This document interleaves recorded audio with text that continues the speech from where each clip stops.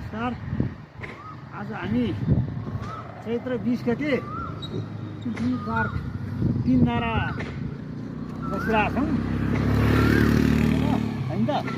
अब यहाँबाट ठ्याक्कै यतापट्टि पूर्व यो पृथ्वी पार्कबाट पूर्वपट्टि कुनै स्थानमा बत्ती बाल्ने कार्यक्रम छ आज यहाँ।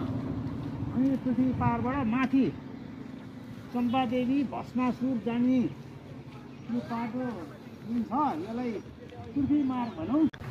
यो बाढीले यस्तो बाटो गयो माथि बस्तार छ।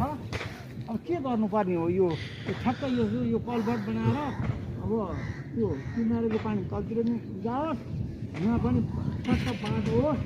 के गर्ने यसो के हो यो माथि बस पार्कदेखि सडक नाला बनाएर ल्याउनु पर्छ। अनि त्यस पछाडि योलाई यहाँ चाहिँ कलभट सडक कलभट पनि बनाउनु पर्छ होइन त बुवा?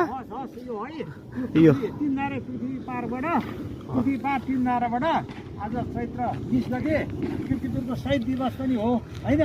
यो एकदम बजेट मेकिङ अवधि पनि हो, एकदम राम्रो होस् है। यहाँबाट पृथ्वी मार्ग पनि कायम होस्। 3 नारो यहाँको पानीहरू चाहिँ तल स्टोर गरेर अग्लाइलाई हुने यो बाटो पनि सबै मास्टर प्लान्टबाट होस्। फेरि अब खोलोदेखि हर चिजलाई फेरि दोहोऱ्याएर बनाउनु पर्ने नहोस्।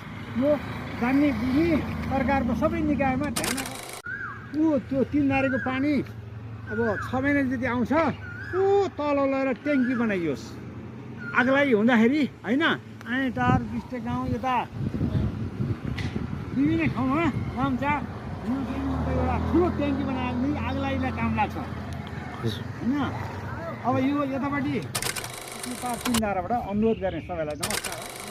प्लिज कीर्तिपुर 4बाट बोल्दैछु। हस् नमस्कार। सामाजिक सद्भाव राष्ट्रिय एकताबाट हस् नमस्कार।